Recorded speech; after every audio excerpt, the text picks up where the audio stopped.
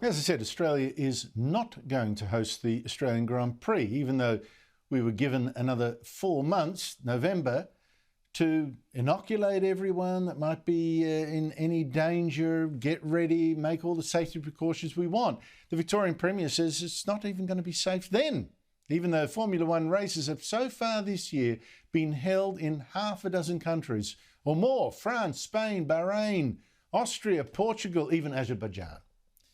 Joining me is Michael Masi. He's the Formula One Race Director and Safety Director as well. Michael, thank you for your time. It's been a terrible day for you. You've been able to race all over Europe and the Middle East, but not in Australia. Are you surprised? Obviously, Andrew, firstly, thank you for having me. It's highly disappointing not being able to come back to Australia for the home Grand Prix. On the weekend in Austria, we've now completed 26 races in 52 weeks, if we go back 12 months, which is a sign of the strength of what Formula One and the FIA together have developed and around our protocols and working in a COVID-safe manner. But yes, it is, as an Australian, it's highly disappointing not being able to get there in November. But I don't get the problem, Michael. You explain it to me. I mean, we had 4 more months to go and inject anyone that we thought might be in harm's way. What was the explanation given to you why you couldn't do here what you've been doing all over Europe and the Middle East? Well, with all of the events that we've undertaken, Andrew, we've obviously had to respect both the national and regional health requirements and protocols in the various locations that we've gone to.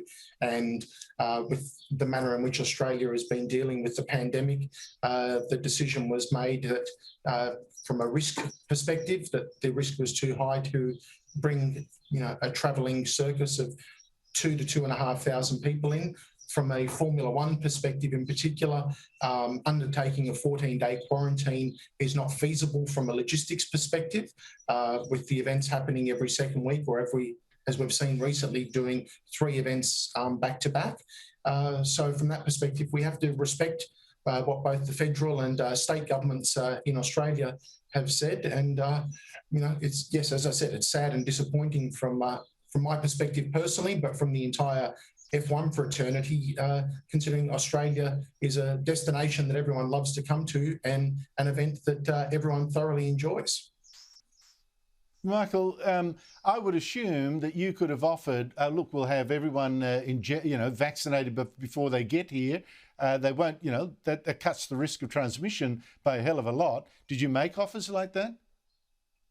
There's been various requirements and offers from an FIA and F1 perspective. So I would say at this current point of the, let's call it travelling 2,000 to 2,500 people, approximately 90% of those are vaccinated, fully vaccinated, with the aim of some countries have already requested later in the year that everyone entering is fully vaccinated, which is a possibility.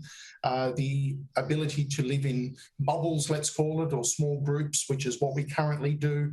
All the health protocols and requirements that we as an F1 fraternity have got used to, along with wearing of the appropriate PPE as required. So it's not a foreign thing to us. And these are all the various elements that were offered as part of the planning process. But with anything, every government has to consider the risks on their basis against their risk analysis and their health advice. And that's something that we have to respect. Mate, you could make a great diplomat the way you're not hoeing into this idiotic decision, but I appreciate you've got to work with these people later. What do you think this is going to cost us? I don't know the cost from my perspective. Cost is one thing that I couldn't tell you from a financial perspective. But I think one part is obviously from Australia and being well known for events, and particularly Victoria, notionally being referred to as the one of the events capitals of the world.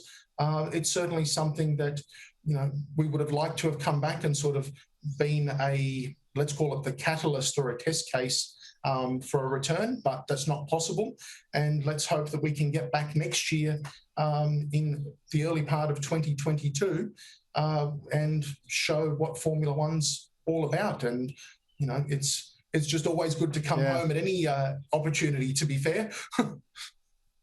Yeah, well, it's disappointing for you. It's disappointing for Daniel Ricciardo as well. So thank you very much to you for coming on the show, Michael Masi. I appreciate your time. No problems. Thanks, Andrew. Thanks for your time.